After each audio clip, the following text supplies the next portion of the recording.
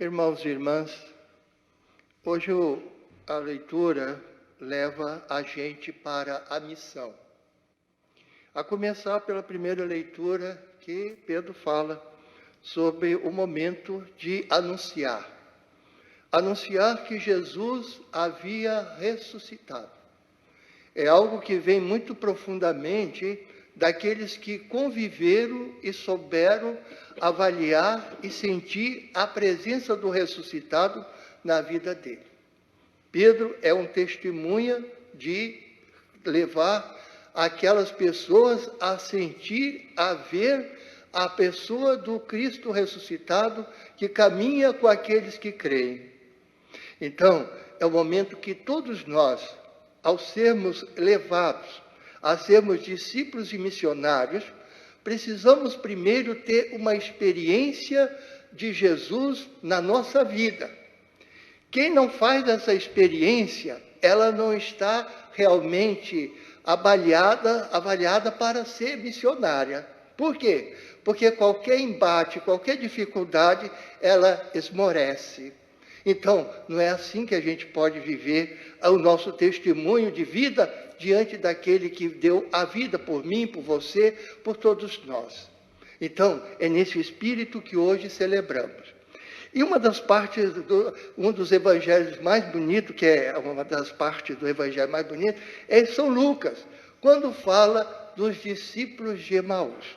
Bom, todos nós somos assim, todos nós passamos, às vezes, decepções, todos, né? Uma decepção aqui, uma decepção ali, e uma das coisas que embate na nossa vida, que dá é quando a gente se decepciona. E essa decepção acontece quando a gente põe tudo numa situação ou numa pessoa, e essa pessoa vem e estraga toda a nossa esperança.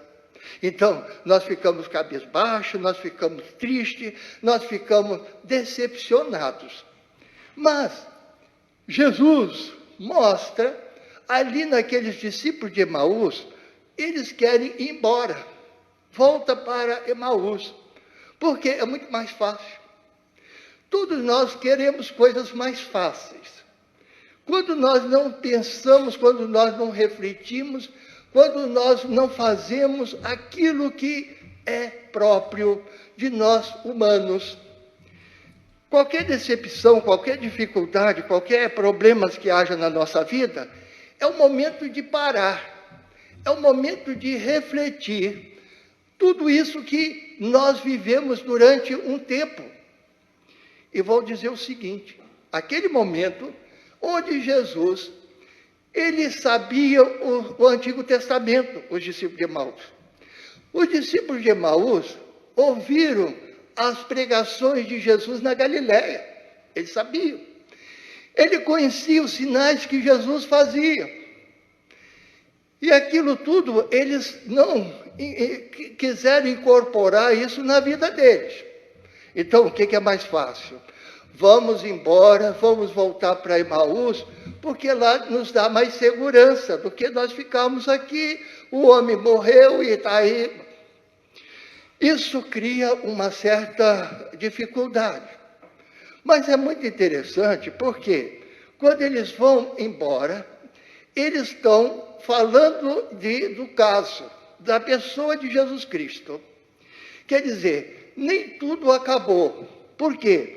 Quando nós ficamos recordando a pessoa daquilo que marcou a minha vida, nós fazemos memória, quer dizer, memorizamos e trazemos sempre presente naquilo que é de mais importante, que foi para a minha vida. E com isso, então, eles começam a conversar sobre a situação daquele que foi uma pessoa exemplar na vida deles, que foi Jesus Cristo.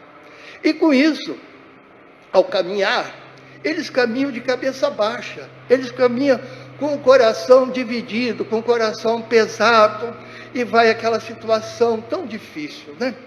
Bom, quanto isso, Jesus alcança esses dois, e aí faz uma pergunta, Eu acho que toda vida precisa uma reflexão. O diálogo começa com uma pergunta. E essa pergunta Jesus faz. O que vocês estão conversando aí? E eles dizem, nós estamos conversando porque é aquele... Mas você não está sabendo o que aconteceu? Não. Aí, pronto. Aí eles começam a falar.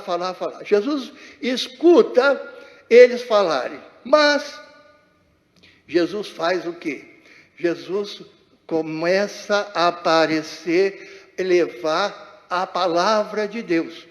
E essa palavra de Deus é para que eles realmente entendam que a palavra já estava realmente vivificando no coração daqueles que creem.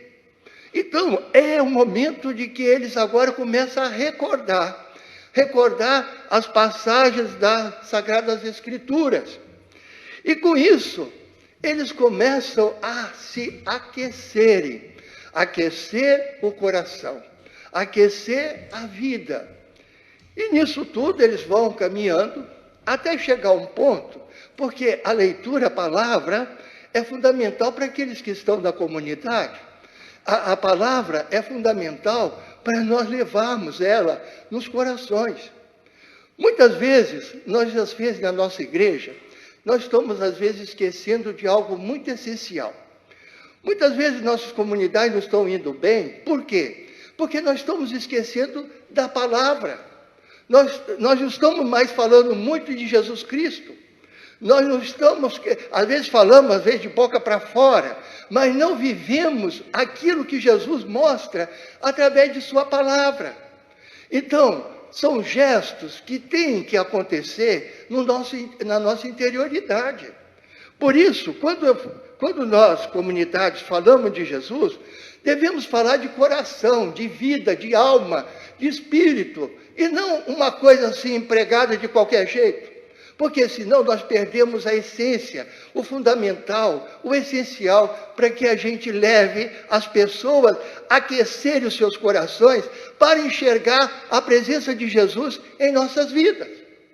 Então, é aí que começa a desenrolar um tempo novo, um tempo de esperança, um tempo de paz, um tempo de alegria, um tempo de contagiar as pessoas nesse momento que nós estamos sofrendo, principalmente.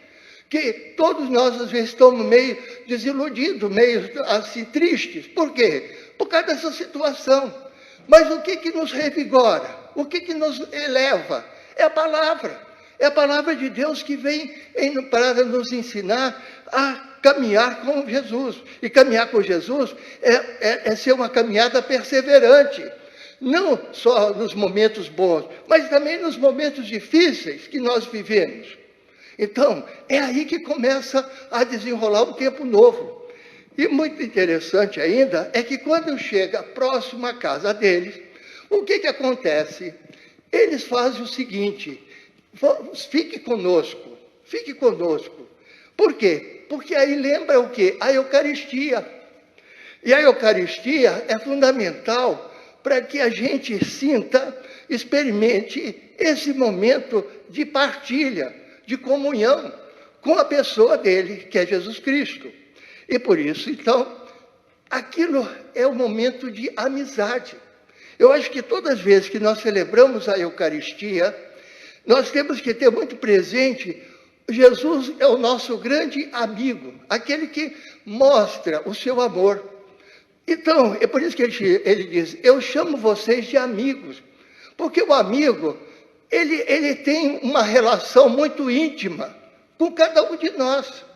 Então, quando eu me aproximo da Eucaristia, eu sei que vocês aí que estão nas plataformas, né? Então, vocês pensam o seguinte, eu não estou recebendo a Eucaristia, mas eu estou vivendo a Eucaristia. Como? Naquele momento que eu comungo com os meus irmãos que estão sofrendo a mesma situação que eu, você, qualquer um de nós estamos sofrendo nesse momento. Então, essa comunhão é válida. Jesus está aí, Jesus está presente, Jesus está no coração de vocês, meu irmão, minha irmã. Então, eu gostaria de falar, para encerrar, não fugir para Emaús. Não são poucos os que olham a igreja com pessimismo e desencanto. Não é uma igreja que desejamos, uma igreja viva e dinâmica, fiel a Jesus Cristo, comprometida deveras em construir uma sociedade mais humana. A tentação fácil é abandonar e fugir. Alguns já o fizeram há tempo, inclusive de maneira ruidosa. Hoje, afirmam quase com orgulho que crê em Deus, mas não na igreja. Outros vão se distanciando dela aos poucos, mas em ponta dos pés, sem fazer ruídos, sem que ninguém perceba, vai se apagando no seu coração o afeto, a adesão de outros tempos. Sem dúvida, seria um erro alimentar, nestes momentos, um otimismo ingênuo,